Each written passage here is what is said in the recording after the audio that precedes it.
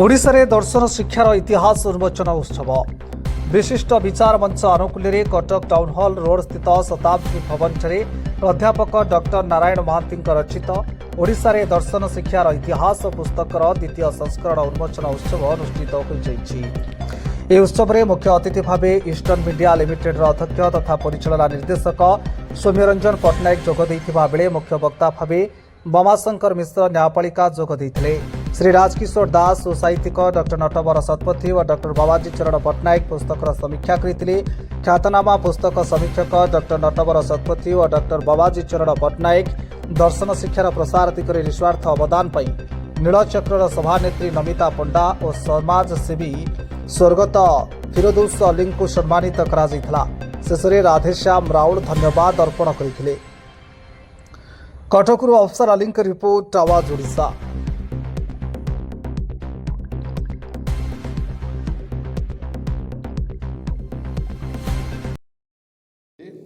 राजकिशोर दास 1972 मसीह उत्कल विश्वविद्यालय MA philosophy MA दर्शन शास्त्र पढ़ी ता पूर्वर पुरीर सामंत चंद्रशेखर कॉलेज पुरी से दर्शन शास्त्र को ऑनर्स भाव नहीं विशेष पेपर भाव नहीं एवं राजनीति विज्ञान को नहीं मु बीए पास करी एवं आश्चर्यजनक भाव में जदिओ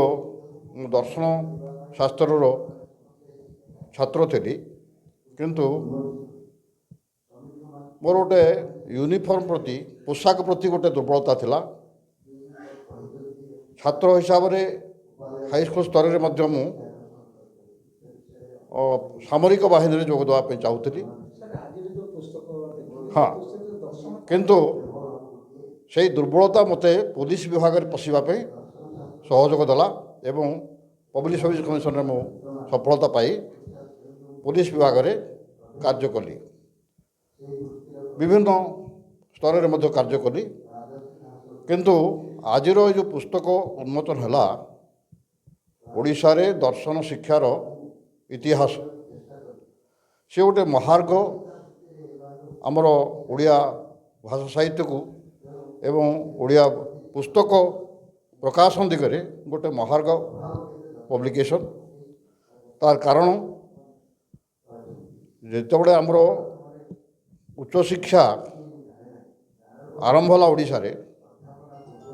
जहाँ को कहते आप कटक कॉलेज को जो रेभेन्सा कॉलेज है सेटा हूँ 1886 मसीहा किंतु जो प्रथम रेभेन्सा कॉलेज जो गोटे सब्जेक्ट 5-6टी सब्जेक्ट प्रथम आरंभ है ता भीतर दर्शन शास्त्र थिला जो आपण मैंने समस्त शुणिले जोगेश चंद्र नारायण रत्नाकर पति आमर फकीर मोहन पुत्र सुयोग्य पुत्र सेनापति एमान सब दर्शन शास्त्र अध्यापक थे रेभेन्सा कॉलेज रे एवं परवर्ती अवस्था सत्यवादी मिश्र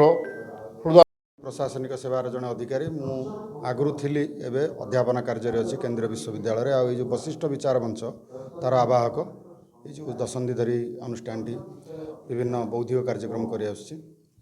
तेणु आज जो पुस्तकटी उन्मोचित है द्वितीय संस्करण तार लेखक डॉक्टर नारायण महांती को आम जिते धन्यवाद देले भी कम हम कहीं ये जो व्यक्ति केन्द्रिक दुनिया आम समस्ते निज कथा सब बेसी कहूचे अलग लोकों विषय भल पदे कथा कहवा आम समस्त पाखु मिलवा भारी कष्टकर कथा। ओडिशा रे जेते दर्शन शास्त्र अध्यापक थिले जो मैंने सब एमए करके विभिन्न प्रशासनिक सेवा पुलिस सेवा रे देशर सेवा करिसेंती तांको विषय खबर नहीं तांको गाँ को जाई तांको पुओ झीओं ठारू तांको विषय बुझिकी गोटे कंपाइल करवा it is not only a very good historical work but also the very good nature of the writer is being reflected in this publication. तेणु ये गोटे महत्वपूर्ण कथा आज मुख्य अतिथि जहाँ कहले जे कार्यक्रम बर्तमान शेष होगा गला जी लोक आसते प्राय से लोक शताब्दी भवन में बसुँच तार गैलेरी को छाड़ी बालकोनी आउ तार पूरा हॉलटी आज फुल होगी अच्छी या अर्थ हूँ এই যে ଜିନିଷଟି ହେଇଛି ଆଜି କାର୍ଯ୍ୟକ୍ରମଟି ଲୋକ କଟକର ଲୋକ ସଂସ୍କୃତି ସମ୍ପନ୍ନ ହଜାର ବର୍ଷର ସହର କଟକର ଲୋକ ଏଇଟାକୁ ଗ୍ରହଣ କରିଛନ୍ତି ଆଉ ଦେଖିବାକୁ ଆସିଛନ୍ତି ଯେ ସାର୍ କ'ଣ ଲେଖିଛନ୍ତି କେମିତି କାର୍ଯ୍ୟକ୍ରମ ହେଉଛି। ତେଣୁ ଆଜି ଯେଉଁମାନେ ଆସିଛନ୍ତି ଆପଣମାନେ ମିଡ଼ିଆର ଗଣମାଧ୍ୟମର ପ୍ରତିନିଧିମାନେ ଆଉ ଶ୍ରୋତାମାନେ ସମସ୍ତଙ୍କୁ ଆମେ ଧନ୍ୟବାଦ ଜଣାଉଛୁ ବଶିଷ୍ଠ ବିଚାର ମଞ୍ଚ ତରଫରୁ ଆପଣ ଆମମାନଙ୍କୁ ସହଯୋଗ କରିଥିବାରୁ ଆଉ ଆମ ସହିତ ମିଶିକି ଏ କାର୍ଯ୍ୟକ୍ରମଟାକୁ ସଫଳ ମଣ୍ଡିତ କରିଥିବାରୁ ଧନ୍ୟବାଦ।